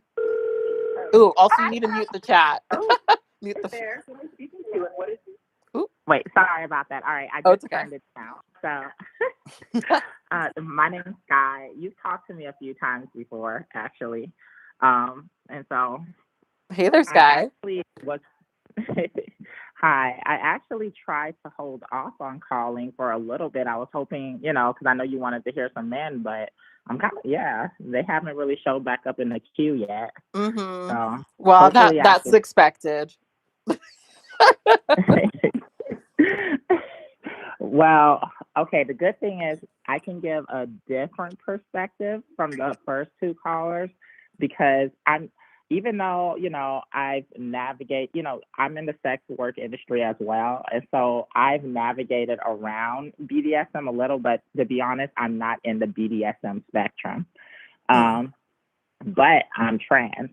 And not only am I trans, but I know that you're trans, but just from listening to you, I know that your upbringing, your socioeconomic status, everything about your experience seems a bit different from mine. Mm-hmm. And so I can kind of come at this from a different perspective. And whew, I can delve into some deeper type of things, maybe that can kind of get on that spectrum of what you're looking for as far as from Yes. my experience Well, growing let's up. get into it. I'm So, excited. all right. So the first thing I want to say about this whole thing is one thing about, I think there's the reason why a lot of Black men often don't care as much about the race play aspect is because in certain ways, outside of just, the men that say, oh, I'm just trying to get it in, right? There's also that aspect of how race play often favors masculinity. And for a lot of Black men being conditioned to be hyper masculine, it's more of a comfort zone where they get to diverge into the most toxic sides of themselves without apology. Mm-hmm. And while with Black women or femme people, it's that femininity is often stripped away in the opposite direction, or it's dehumanized in a way where femininity is already abused and always under attack. So it often doesn't always benefit for women the same way as it does with men who get praised within it. With that said, I also want to say, and no offense, but I know that there are people that were in the comments that, somebody specific, but anyway, the whole downplaying and gaslighting of, making light of how sexualized Black bodies are when it comes to porn, when it comes to the race play dynamic. Even me being in the porn industry, because I blew up very big. I would often see comments on my porn, because most of the time I'm with Black men. Actually, all of my porns are with Black men. And I will get those comments, with people that will say, why is it that you're never with white men? Why are you so racist? Why do you have to be? And I'm like, no, like they'll literally call me racist for not having sex with somebody else. And so that's crazy to me. Now, Before we delve deeper, let me kind of characterize myself a bit. I am very submissive. I'm the way that I present myself in my porn, the way that I did in the escort world with massages, just everything about my experience. I'm a very, very femme, very submissive, the typical, I guess. And also I did something like, I kind of played in something called nerd play, and with also kind of sometimes cosplay and dress up elements. And also, wait, what was the kind of play? What was the thing you first mentioned? I missed it. Like a nerd play. Oh, nursing. Like okay. Yeah. And also like girlfriend experiences and stuff, which allowed me to really these people this is where the emotional labor comes in because a lot of these people who really indulge with me, they really like to kind of talk a lot about themselves and and really get deep into certain things where we're literally talking. And they pay a lot of money for us to for them to, blow my back out, whatever, and lay and talk and have me massage, service them and stuff. So it becomes like a full-on therapy session. And so, okay, so I'm going to start talking about a few trauma things. So just a trigger warning, if people are uncomfortable with talking about,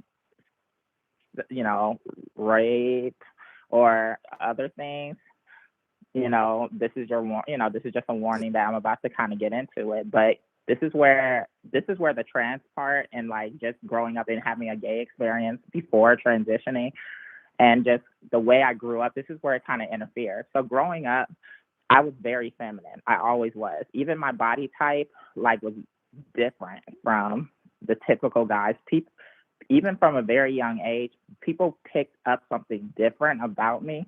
Even when I would get on the phone or sometimes in public life, people thought that me and my sister were twins. I was very femme. And growing up, with my mom, at first, even though my mom had her own issues and stuff, I was very sheltered, and very naive about the world. I was a real Bible heavy raised kid that was just very, innocent.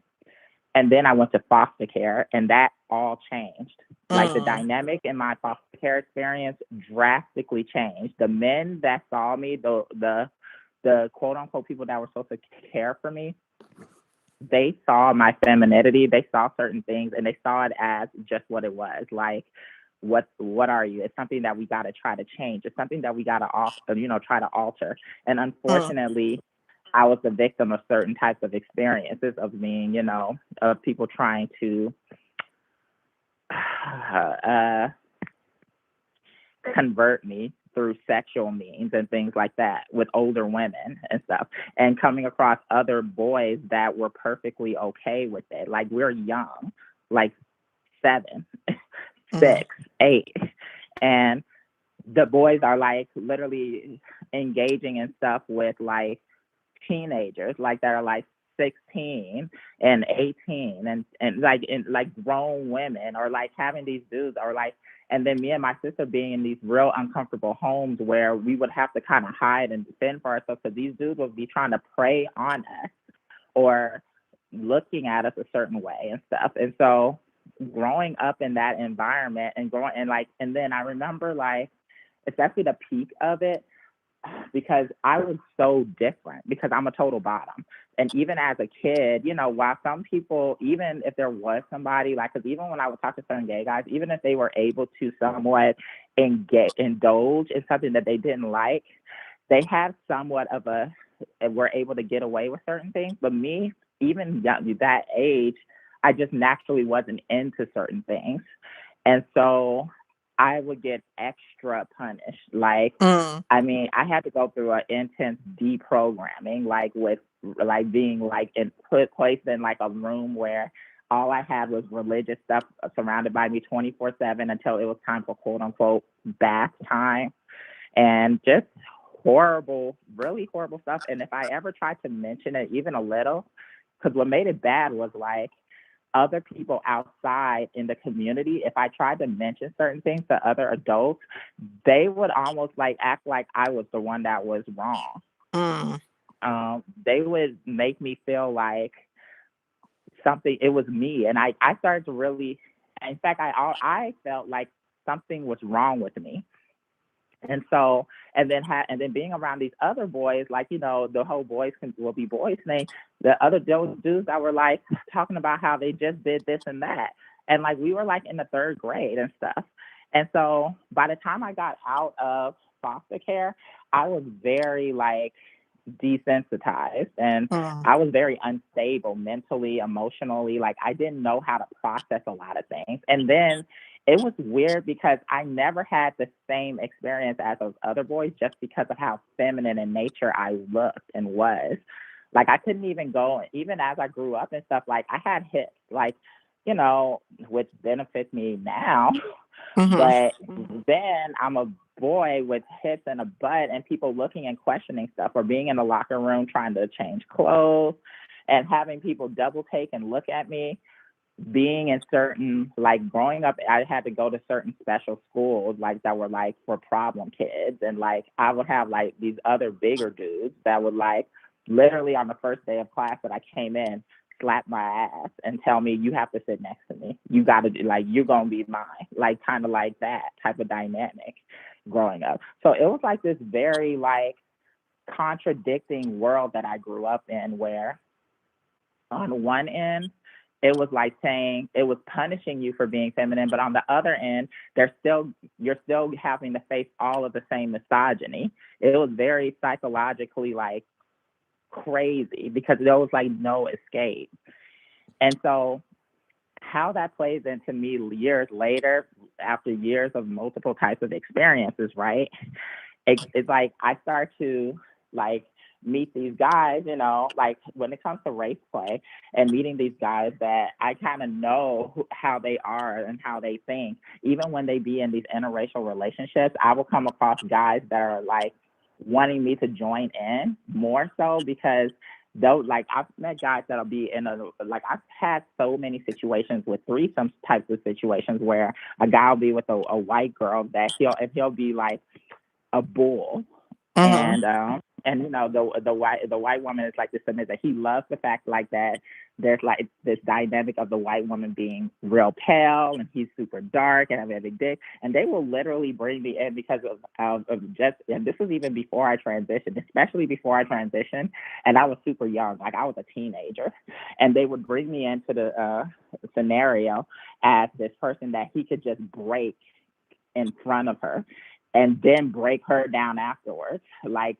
yeah, because I can just do what I want with her. Like, she's just gonna let me do it. It was like this dynamic almost of, because it's funny when one of your callers was talking about, the last caller that called, she was kind of talking about the black guy, and like the whole time it sounded like, and even one of the commenters said, it sounded like it was almost like a forbidden fruit type of thing with her, like the way that he wanted her to do the role. And it was the same with me. I was like this forbidden, like, I was this forbidden thing that you weren't really supposed to be so into, especially like, because guys would meet me in all types of interesting things. And I was like a very free-spirited person.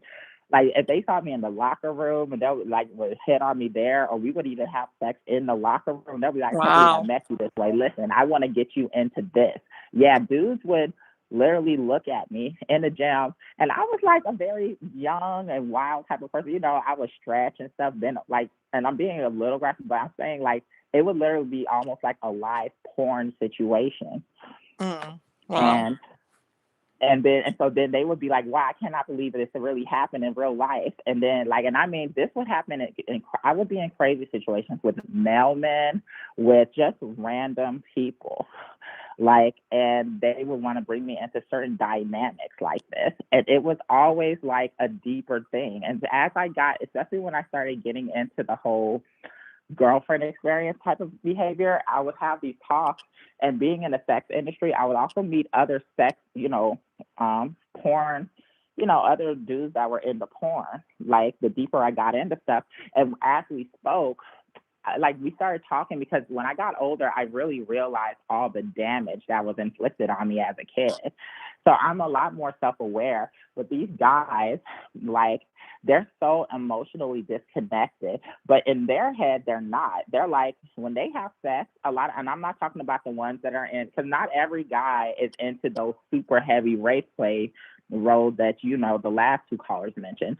A lot of times, like you said, like, there are guys who want to get in there and break somebody down and don't care about it. But even in order for them to break down, they still have to somewhat play by the rules that those white couples want. So they are still into it. But they say, oh, no, I just want to have sex. But the thing is, unlike women, unlike how we are way more, like, when somebody is doing that to us, we're more socially conscious of it. And we're like, Yeah. what? Men are often so sexualized and so dehumanized, like, just from a young age. And it's not just white people. It's literally in the Black home, in the Black circle, in the Black community, and especially in, like, vulnerable spots like me. Like, I grew up in and out of multiple different types of hoods. So these dudes, they're so comfortable with sex because, like, sex is, like, heavily ingrained in them. But they think that it's no big deal. Even if they didn't have my exact experience and they didn't lose their virginity at young, super young ages and stuff, they are still, because in the Black environment, sex is so heavily conditioned in Black men to be straight in a certain way that it doesn't matter. It doesn't matter. Sex is still so ingrained in them. That they will talk, when they have sex, it's kind of like just this automatic thing of it's what they're supposed to do, and it's what validates everything that they're doing.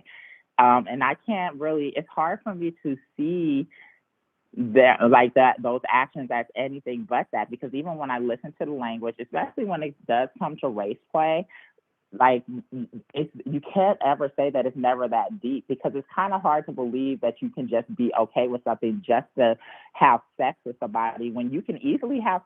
A lot of times Black men have access to sex. So It's not just like you just need to break it down. It's not like you just have to. And a lot of the times, from my experience, the dudes I be dealing with, they are some attractive men, okay? It's not like they can't have sex. They want something specific. When men are when in the sex, let me tell you something. Like, I do sensual massages and stuff, and usually, it can delve into other things, but the money that I get paid pretty well. Like, people think that it comes, and then there's this stupid stereotype, like, that Black men don't often pay. For me, they'll pay, okay? And so, like, even if they're like, man, that seems a little hard. And I mean, men will go out of their way and use the last of their paycheck, or like take money from other things that they're supposed to be paying just to hook up. So they definitely, and like for those men, when men really want something, it's deeper than what they're saying. They really want something. And there's something to be said about that type of sexual urge to want something that bad. Like, it's never just as simple as sex. You're wanting, like, if it was just sex, you can easily have sex without it having to go down that road. So I don't know, just from my experience, I know I kind of went deep, but I kind of decided, since everybody else, I have crazy stories, but I kind of decided to take this in a different direction because, we've kind of had a diverse number of women talk from different story type of experiences. But this one, I wanted to kind of come from a more psychological experience and kind of talk about my own experience in a way, just because I did have such a diverse experience on both a male and female spectrum. Like, that was kind of like interesting. Now, it will be good to hear from other Black men, only because my spectrum was limited to the fact that, like I said, my whole life was very feminized. Like, even though I went through what I did, I was targeted in a different way because of how clearly feminine I was, versus other Black men that I was raised around who were treated very different from me, who didn't have the same restrictions that I had, even though they were trying to make me men, but at the same time, they still looked at me a certain way on a feminine spectrum. It was weird. So hearing from another man is going to be very different. Yeah. I'm hoping that some men do call, because I would love to hear that perspective. But I really appreciate the direction that you went in. You gave lots of context. So, yeah, thank you for doing that. I really appreciate it. No problem. But yeah, that was basically it. I just kind of wanted to give that different perspective, and just to say that most Black men that I've come in contact with, no matter how well put together, and I mean, they could be from different spectrums, like whether it's more upper class or lower class, they all tend to have a lot, like a certain experiences that usually start young, that they're perfectly okay with, that they feel like are perfectly fine, that I'd be looking like that's not really normal, but in their eyes, it's very normal. Yeah. And that, to me, alters like how they're okay with sex, because it's like sex is very detached. That's even why, honestly, they have such a hard time even being able to have a regular relationship, or even like they're like some of them having this instability, this unstable relationship, even with trans women. Like, when I think of how much violence cis and trans women face in Black circles and stuff, and a lot of it has to do with sexual dynamics, that is not a coincidence that it's so ingrained heavily in the Black community. Like, that's not a coincidence. Yeah. It's just not. There's no such thing as a coincidence. Yeah. With that said, that's where I'm at. Well, thank you for sharing. I really appreciate it. Yeah, you make a lot of really, really interesting points. And I'm really sorry that you went through what you went through. Really.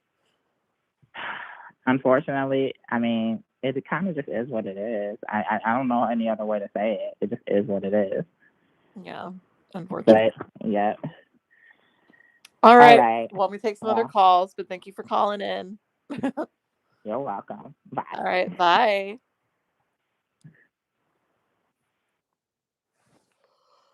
Ooh, y'all, we've been here for 2 hours already. But you know what, though? This week, more than any other week, we've gotten some like very, very good calls. So I'm not even, as soon as if there's 13 people on the line, if I had a couple of Black men, share their experiences and thoughts, I feel like I might even be, willing to call it a wrap. But let me open up this grapefruit juice. I finished the limeade. Oh, y'all, I went to Knott's Scary Farm last night with my partner, and bitch, my body hurts.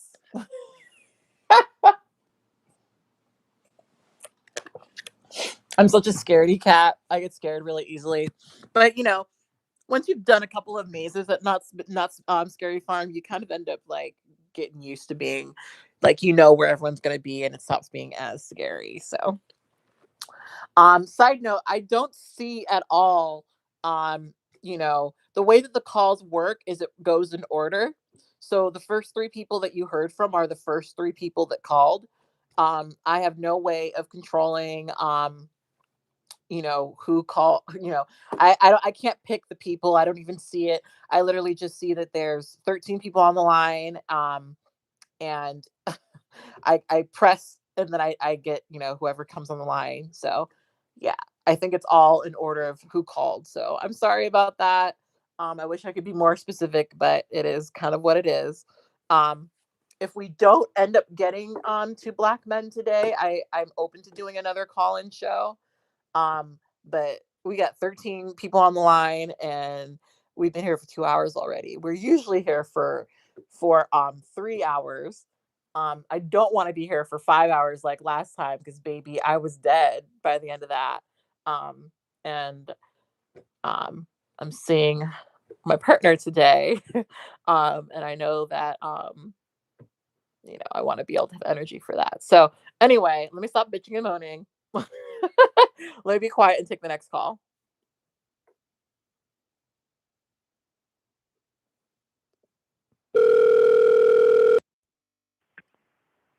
Hello?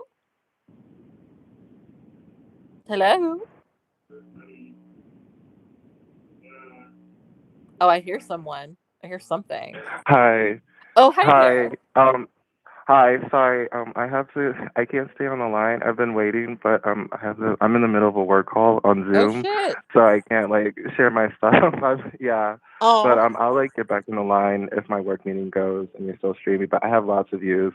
I'll just like leave with one little note. I think one, it's like about the direction of the race play, because if it's like Black superiority type stuff, in my opinion, because I'm a gay Black man in Los Angeles, it's kind of flattering, and it's like I know it's like the whole entire like, well, it's still for their gratification, but there's a sense of like escapism to it that's kind of like, ooh, yeah, I am better. Like I am better than the people who get sunburns. Like I don't get sunburns. Like what? So that's just my silly little connection to it. But I don't know. I have way more ways to expand my thoughts and opinions, but I'm also in the middle of a work call, so I'm so sorry. I'm really intrigued by the conversations and everything that's going on, and I hope other Black men can kind of hop on and share their experiences, because I feel like it's a little I think we have a like as different experience or a different concept, but like in terms yeah. of downward like degradation, it's like, oh fuck no, like no. Like Mm-hmm. even collars, like fuck that shit. I can't even seeing a Black person in a collar just freaks me the fuck out. Oh, well, shit. But anyway. I'm sorry for my collar wearing. But yeah, so sorry I was speaking so fast. I'm It's sorry I have to okay. run, but You better get keep that doing what money. you're doing. Yeah, yes I do, girl. But yeah, keep doing what you gotta do. Loving the call, and hopefully I can talk